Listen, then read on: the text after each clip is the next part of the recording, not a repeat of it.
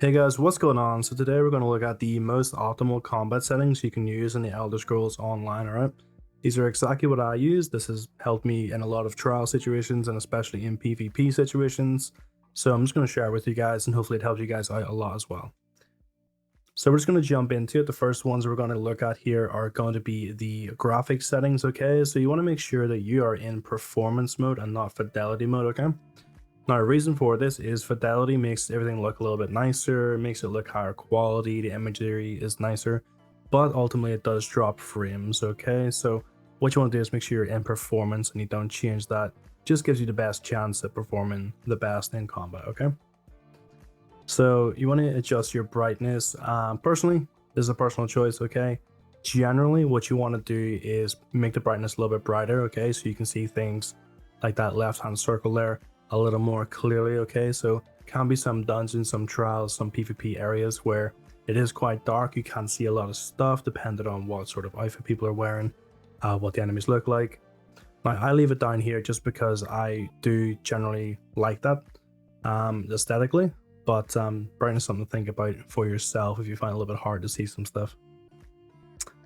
So adjust your screen, really important, one I think a lot of people overlook, okay? So obviously these corners are supposed to be essentially at the very outer part of your screen here like this. But essentially if you move it in as small as you can get it, as close to the center as it goes, it really helps you out, okay?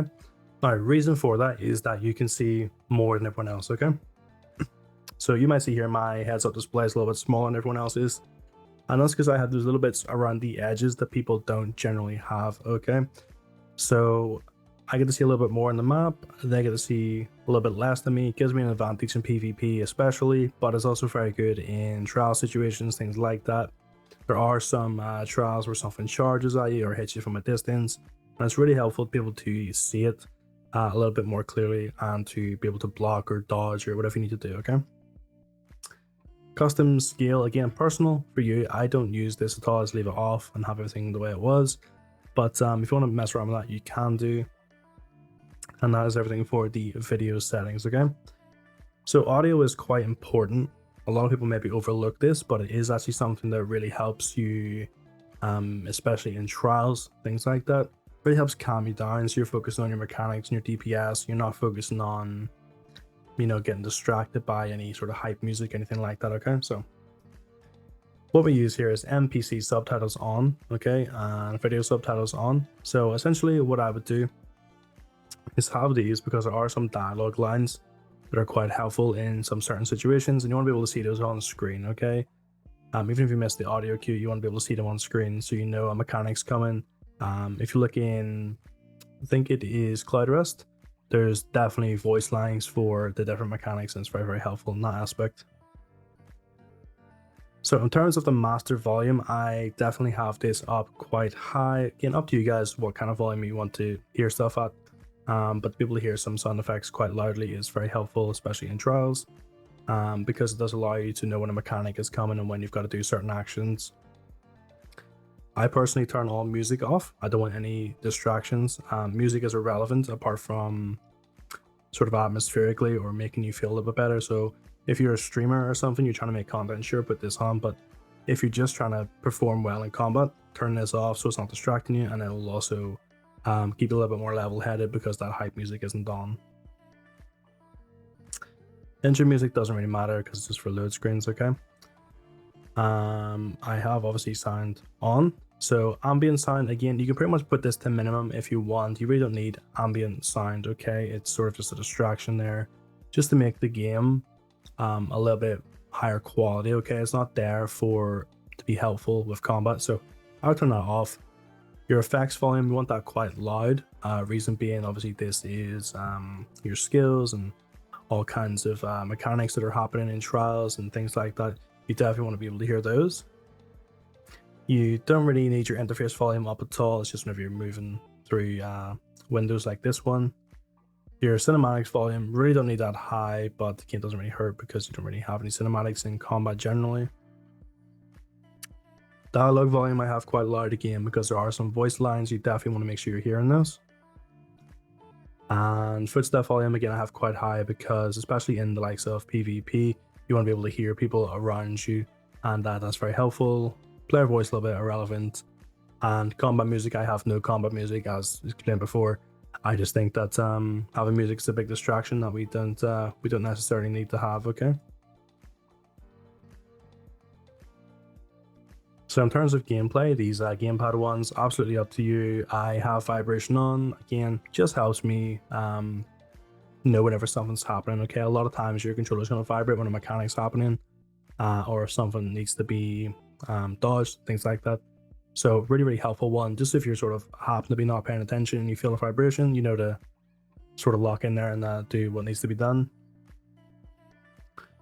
Now, a lot of these ones are just sort of aesthetic, so really up to you if you do this. I guess the mount ones, putting those off could be quite helpful for people to underestimate how good you are in PvP maybe, but that doesn't really hold up if they see you more than once, I guess. So you don't really need to worry about that stuff. In terms of combat, okay, you want to have combat cues on. Really helpful. Okay, again, calls out different things from different enemies.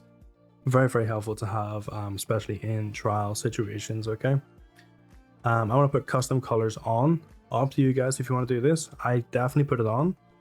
I make sure my friendly color is a nice color I know is going to be non-hurtful. So green means good and red means bad for the enemy. Okay, so I put the brightness as high as I possibly can. And for example, whenever a friendly heal or something is on the floor and I can stand in it to get benefit, that's what it looks like.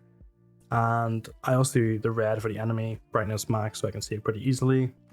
And that's what it looks like when there's a bad AoE. So say something's gonna fall and potentially one shot you got to dodge out of that area. Very helpful. Okay, so the next one is gonna be the quick cast grind abilities. Okay, so you definitely want to have that on. Okay, if you don't have that on, your abilities aren't going to cast instantly. So I'll show you what it's like when it's off. So if I press that, I have to press it again, okay, for it to cast, which is really cutting your DPS time. Okay, that's one full skill you could have just casted a little bit quicker.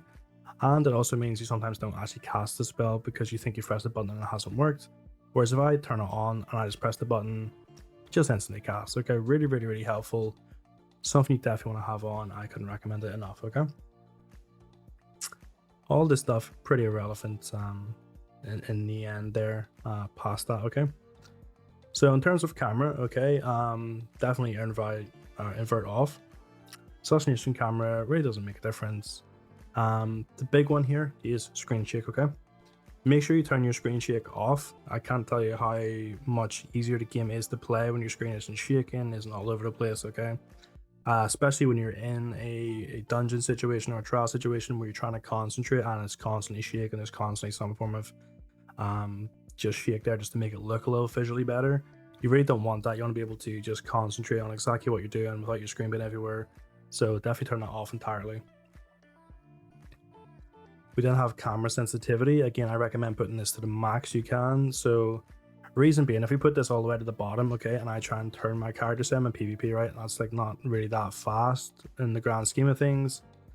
That could cost me to die, as opposed to if I put it at max, okay, and then I'm spinning around like this, you know what I mean? Like one person blatantly has an advantage and one person doesn't. Even in trials, very helpful. You just want to have that maximum sensitivity so you can move and look as quick as is possible. Okay, now whenever you want to use first person for combat, I don't know if you guys are maybe doing that, you generally don't want to. It's going to be really hindering to your ability to dodge or see mechanics happening. Okay, in the event you did want to be in first person, put your field of view at maximum and put the head bob to absolute minimum. Okay, so you don't want your screen moving about whenever you're dandering. Okay, the main one you want to use is your third person field of view. So again, max that out entirely. Okay, I'll let you see as much as is possible, and that combined with the little screen setting I showed you earlier where you move it as close in the center so you get more edge, really helping, and really lets you see more than maybe some other people, especially in PvP. Gives you a good advantage. Okay,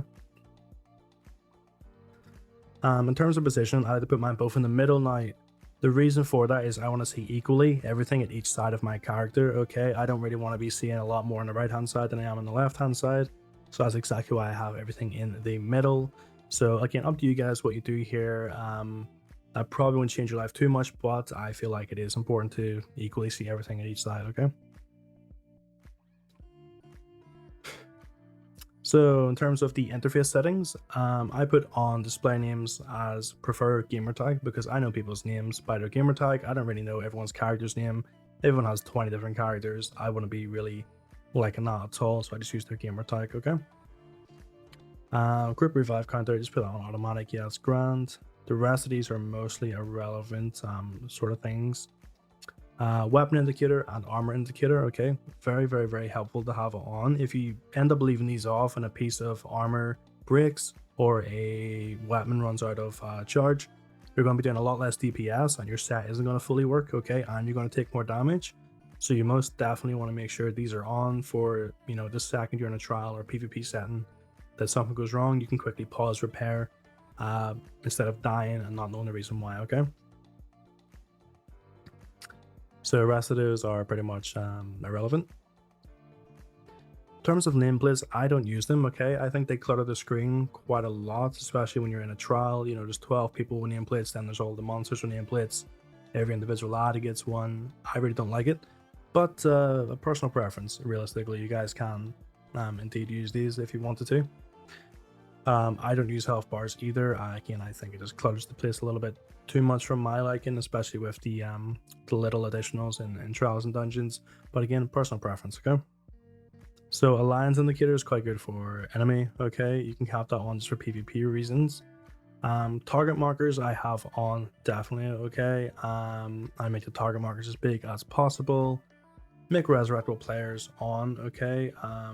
I put the glow thickness for all this stuff on, okay? So that way, whenever you're targeting something, you have it as intense as possible, and you have them highlighted as clearly as possible, okay? So I would definitely have those settings maxed out as well.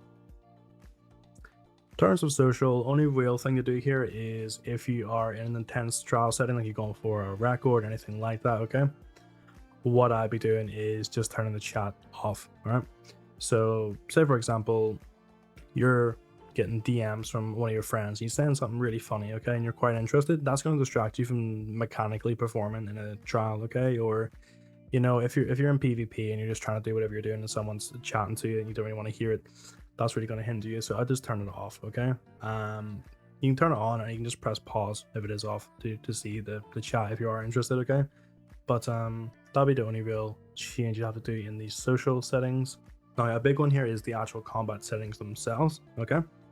So in terms of the ability bar, you want to have that as always show. Now, the reason for that is if you look at my screen here, you can see along the bottom, everything is on permanently. Whenever I switch bars, I can see all my skills. I can see my ultimate if it's ready or not. I can see all my little bars, okay? So I would definitely have that on always. Ability bar timers on and back bar timers on, okay? So again, if you guys don't have this, it will really help you in rotations and even just in PvP and knowing when your skills are up.